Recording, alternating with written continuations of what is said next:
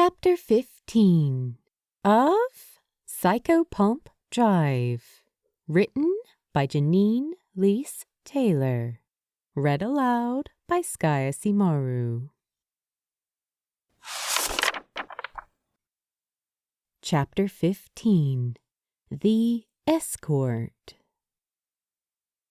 "What under God were you thinking?" States demanded as he paced back and forth in the center of the living room. "You ran headfirst into danger, and for what?" He waved his hands in the air in annoyance as he turned towards the dark-skinned NB next to him. "I understood the newbies wanting to do this, but you should have known better." Scrappy bared their teeth, eyes narrowing dangerously in retaliation behind their dark glasses. "There were still humans nearby, States. You know our mission dictates that you stay alive long enough to actually protect someone," States interrupted. His hazel eyes were almost black with anger, the pupil expanding to take over most of the usually soothing coloration of his irises. "You put yourselves at risk. Reckless. Irresponsible." "States," Micah muttered softly, a warning tone as she came up beside Scrappy and placed a hand on their arm. Scrappy's dark eyes dipped downwards as they avoided the gaze of the older man. They held their earphones in one hand, squeezing the plastic in the rhythm of a soothing song. "You weren't there, States. The hollows were combining together. I've never seen anything like that before. We were out of options." The man let out a heavy sigh and ran a hand back and forth over the bald cap of his head. A nervous habit. "When the boss hears about this—" "When I hear about what, pray tell?" Finley turned his head at the sound of the cat flap opening and closing, the dark fur of the Grim flashing by as he leapt up onto the sofa next to them. He tilted his head to one side, frowning and watching the Amarini above him expectantly. States paled under the Grim's scrutiny, turning away and muttering something under his breath. "The patrol team believes that they encountered the destroyer earlier today," Micah explained, arching an eyebrow towards Scrappy. The younger Amarini let out an anxious sigh, the beat of their drumming fingers growing faster. The cat's eyes widened as he took in each of their faces. By the gods! Are you all right? Was anyone harmed?" "All limbs accounted for," Finley answered. Sallow jumped up beside him, standing on his hind legs as he reached out to inspect him with a paw. "What was it like? Were you able to get a good look at it?" "It's hard to explain," Finley carried on, catching Abby's eyes across the room. "It was like it was there, and then it wasn't."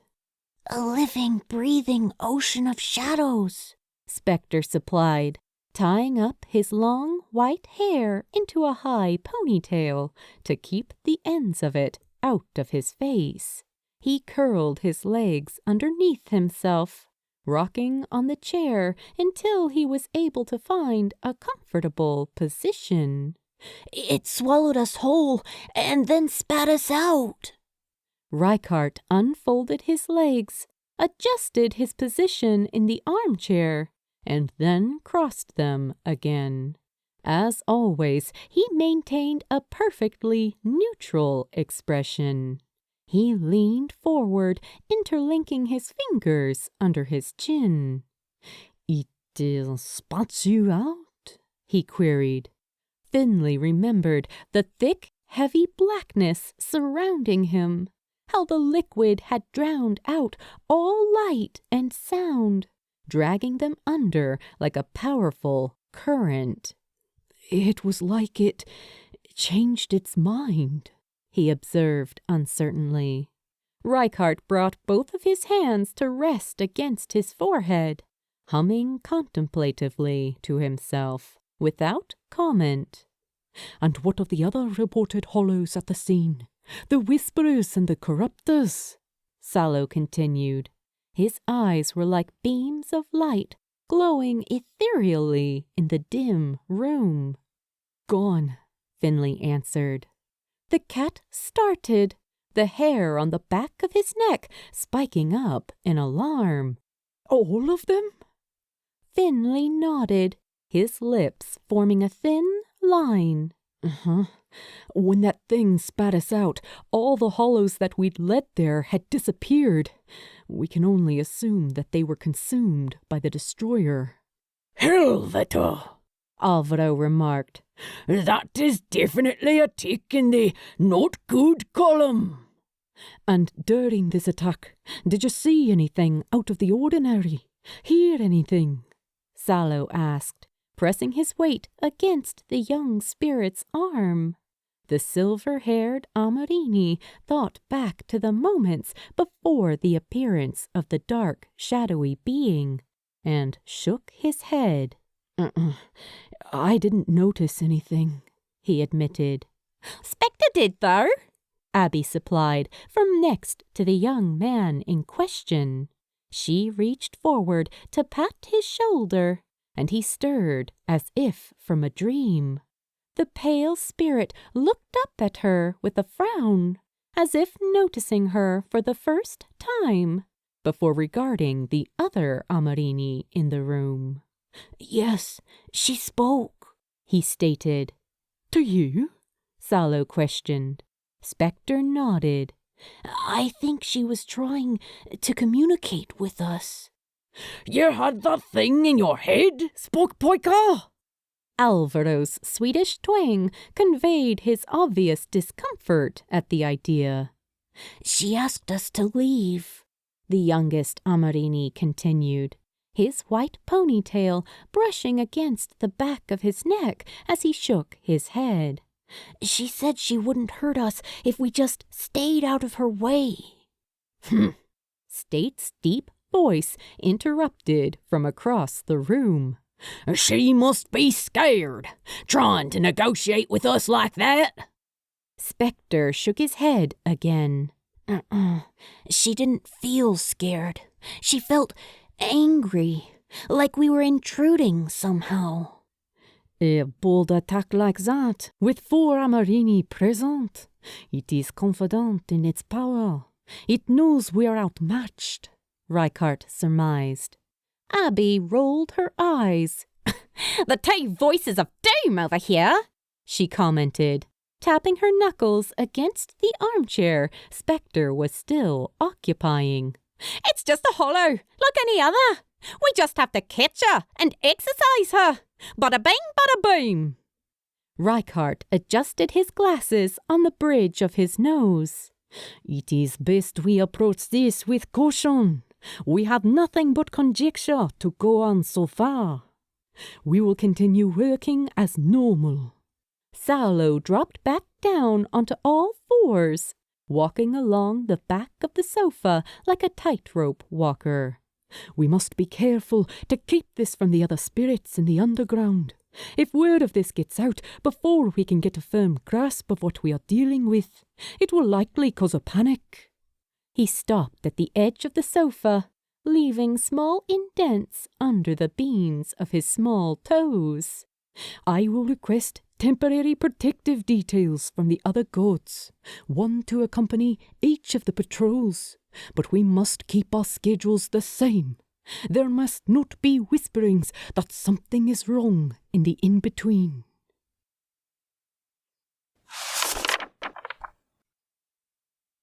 Audon's arrival was preluded by the sound of rattling bones.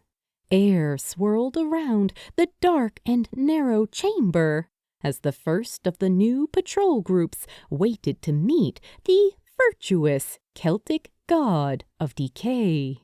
Hanging from all around the room on strings were fragments of clean white bones, teeth, and feathers.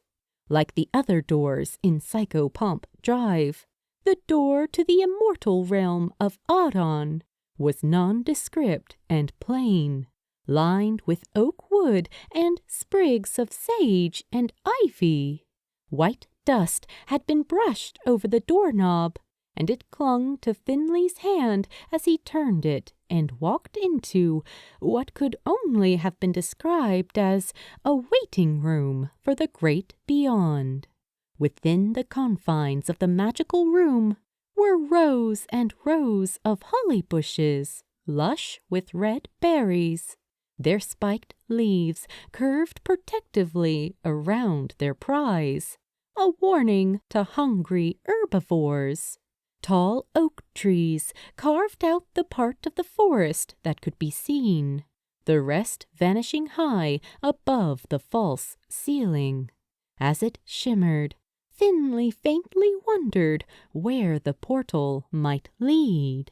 In front of them was an area designed to resemble a campsite, with large stones and logs serving as makeshift chairs around a glowing fire pit. Several souls raised their heads to watch them enter curiously, shifting over to grant them room to sit if they so wished. Ignoring the chivalry, Reichardt moved past the entranceway and towards the edge of the spell, eyeing up the surface of the portal that lay just beyond them in the dark. The image of the forest here appeared blurred, and if he reached out a hand, he knew that it would pass right through to the other side, like trying to grasp the crystalline surface of a clear lake. "We have come to seek an audience with Aaron," Reichardt called, his voice holding its usual cool camber as it vanished into the world on the other side of the boundary. A few moments passed, and he stepped away from the portal again, his dark tail wagging behind him thoughtfully. The bones tinked above them like slivers of fine china, and Finley felt a sudden thrill rush through him.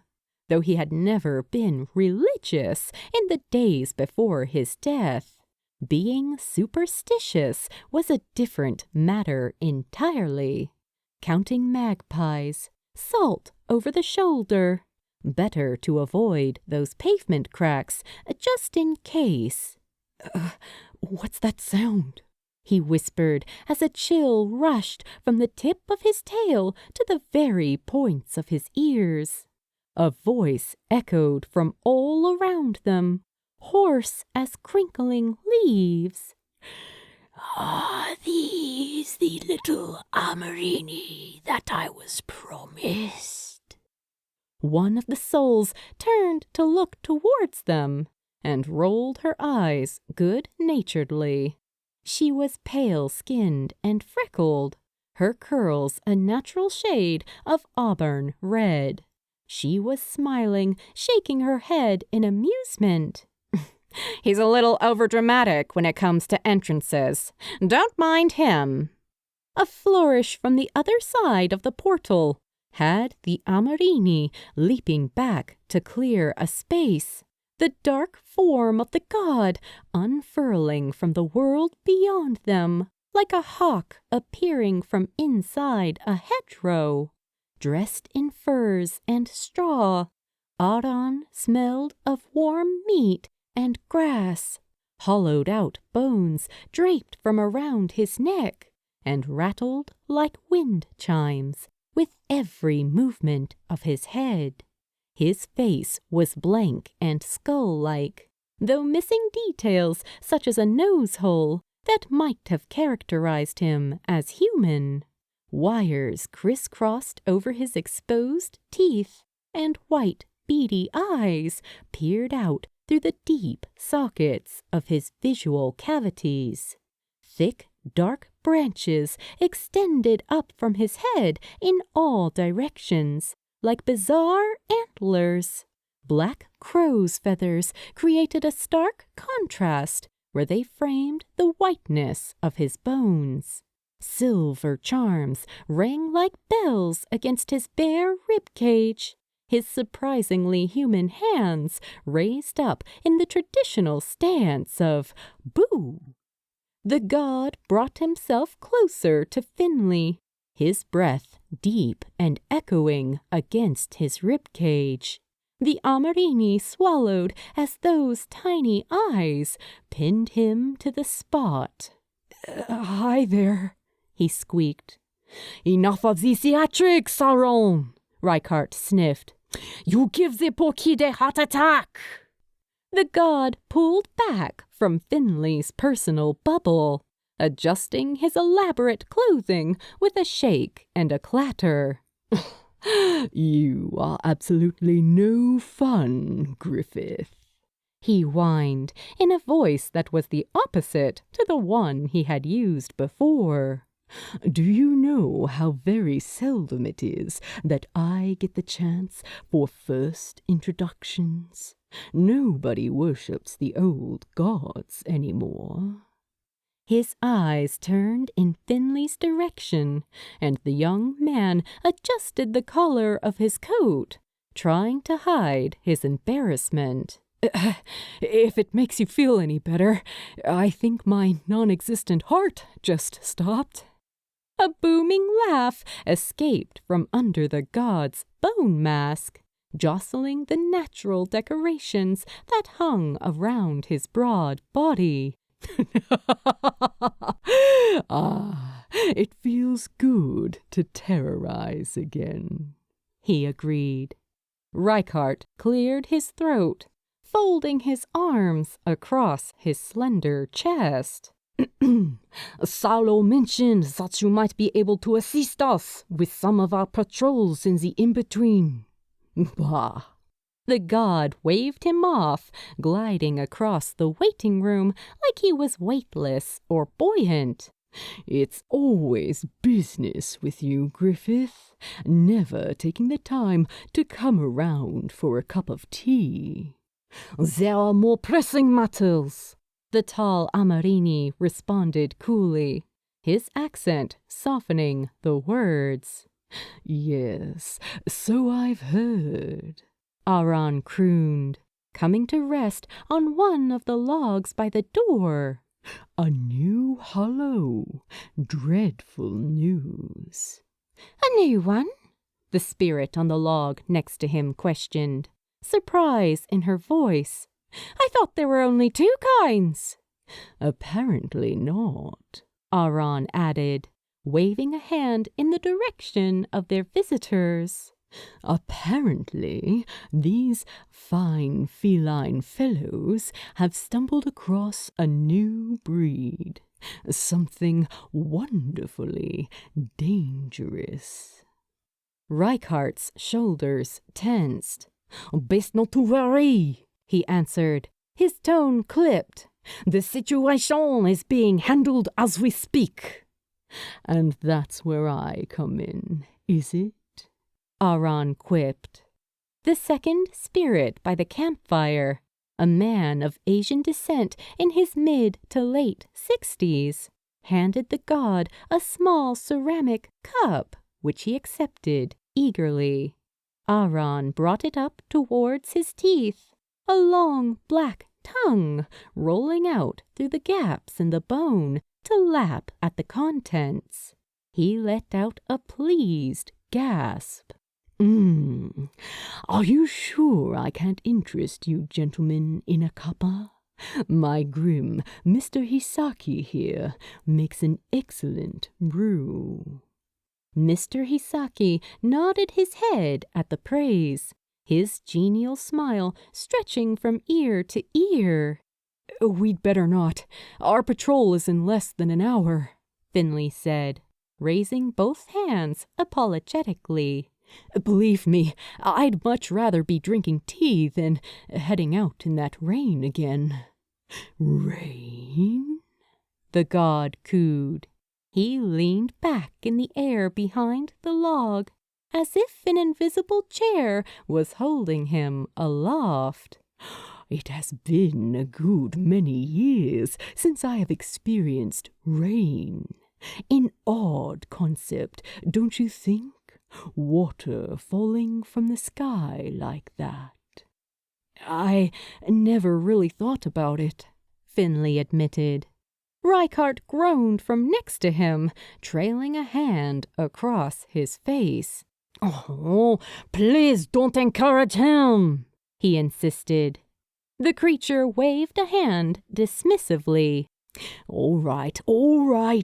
I promised I would go, and I shall. He took another noisy slurp of his beverage before placing the empty cup back into Mr. Hisaki's waiting hands.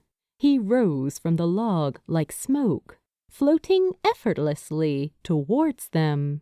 He turned to face the spirits that served as his grims over one bony shoulder, pointing a clawed finger in their direction. House rules apply here. You two are in charge until my return. If any lost souls come wandering in, direct them towards the portal. The folks on the other side can do the rest.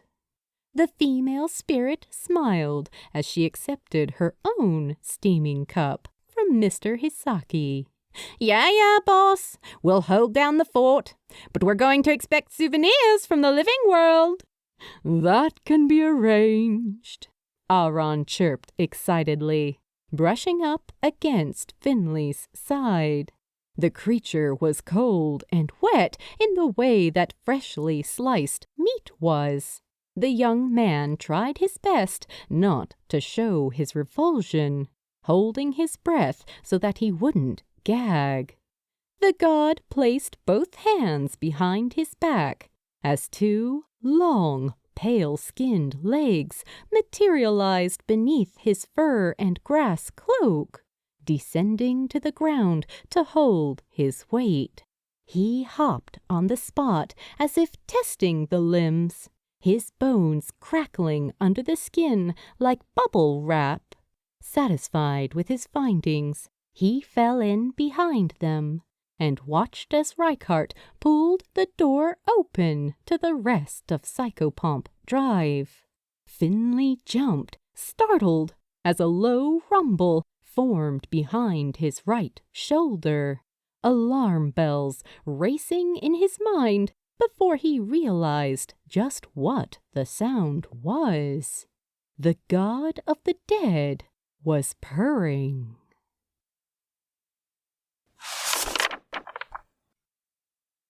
To be continued in Chapter 16.